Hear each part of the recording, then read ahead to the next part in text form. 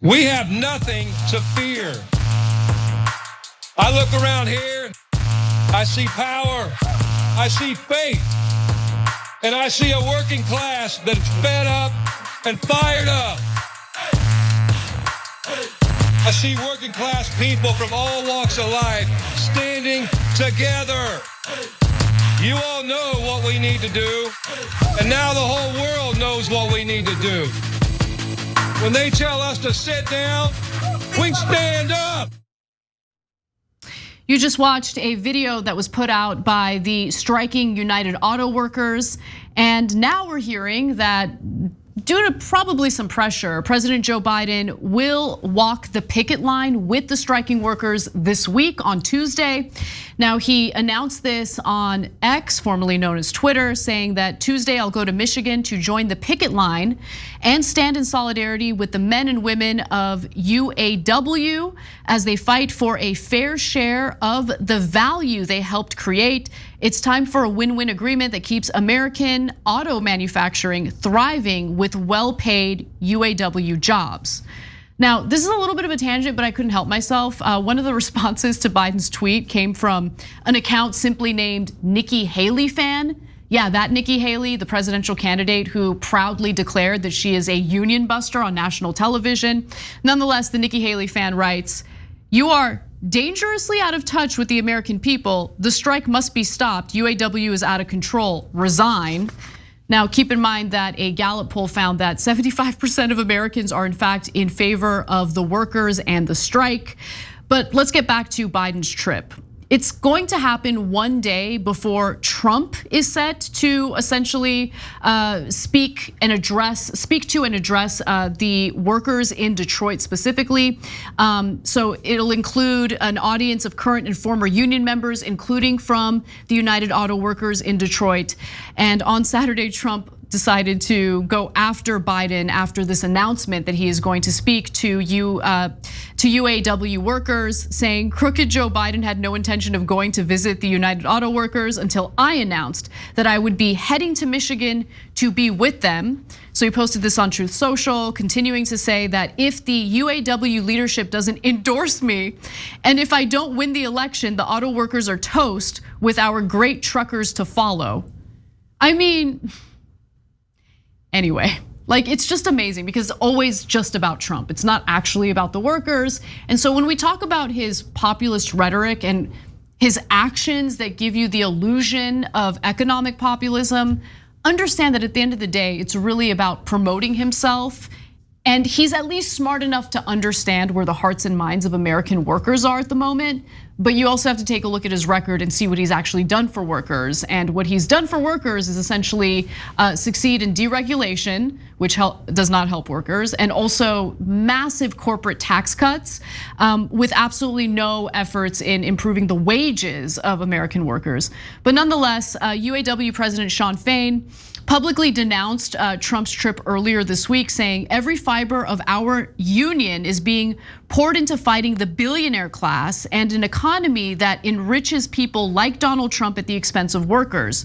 We can't keep electing billionaires and millionaires that don't have any understanding of what it is like to live paycheck to paycheck and struggle to get by, and expecting them to solve the problems of the working class. Now, on the flip side, Shawn Fain absolutely applied a little bit of pressure to President Joe Biden, encouraging him to essentially join the picket line. Let's watch. We invite and encourage everyone who supports our cause to join us on the picket line, from our friends and families all the way up to the President of the United States. We invite you to join us in our fight. The way you can help is to build our movement and show the companies that the public stands with us and stands with our elected national negotiators. Now, Biden joining the picket line would be unprecedented. And it's not just me saying that. Jeremy Suri, who's a presidential historian and professor at the University of Texas at Austin, notes that no other president has done anything like this. So it is good news, and I'm happy that Biden is gonna do this. What do you think, Jake? Okay, so there's a secret hero in here that I'm gonna tell you about in a second. But I want to talk about Biden, Fain, and Trump one at a time. First of all, Shawn Fain, awesome. I mean, he's just been terrific throughout. So what did he do? First of all, he was super tough on Biden. And every other union leader in my lifetime is all they've ever done is kiss the ass of Democratic politicians. And they never challenged them. They were never tough on them. They always told everybody, bow your heads to the Democratic leaders. And it got them nothing, bupkis. Sean Fain puts tremendous pressure on Biden. And all of a sudden, Biden's coming to the picket line. It turns out pressure works. Of course, it's elementary politics, but union leaders, Democratic leaders have given up on elementary politics. Thank you, Sean Fain, for bringing back the idea of pressure. But did he do it while kissing Trump's ass? Because everybody thinks, well, you gotta kiss somebody's ass. No, you don't. No, a union leader is supposed to be tough. They're supposed to be badasses, not go around, hey, who's my political person who I'm gonna serve? So he's like, no, Trump's terrible. He's been a disaster. He's going to be a disaster for the workers. But you think I'm just going to let Biden get away with it? No, you didn't support us enough, etc. So great job, Sean Fain. So credit where credit is due, guys. It isn't criticism for criticism's sake. When you find someone doing the right thing, then support them. So now to Trump, what a fraud. But yes, his optics is better. I'll get back to the optics in a second. Well, how is he a fraud? Number one, when he came in, first of all, he doesn't even believe there should be a minimum wage. So if those companies can pay you less than $7.25, he wants them to be able to pay you less than starvation wages. In all this talk, oh, you better vote for me, otherwise they're gonna be toast. Really? What did you do for them in the past? Nothing. What are you offering right now? Like you're going to do the event. Whose side are you on? Do you agree with the strike? Do you think they should get higher wages? Nothing. Never said a goddamn word. Never ever supported the workers, ever. It's all bluster. And when he was president, what did he do? He did nothing for the workers and gave those corporate CEOs $2 trillion in tax cuts. That's who this fraud is. Total, utter fraud. Okay, but on the optics, he says, I'm going to meet with these guys. It's great optics. I'm going to skip the Republican primary debate and instead address the workers in Detroit. Now he was gonna skip the debate anyway because he's a coward and he doesn't want to get caught by one of the other Republicans. But it's a great excuse, right? So well played. We're fair. We're honest, right? So then Biden looks like he's copying him when he goes.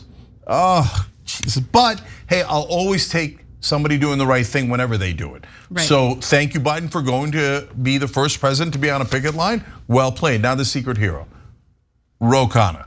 Ro Khanna went to the picket line ahead of everyone else, way ahead of Trump. Ro Khanna is a progressive Democrat and has been going around the country giving speeches about how to help the American worker and how Silicon Valley, which he represents, should do more to help the average American in the middle of the country.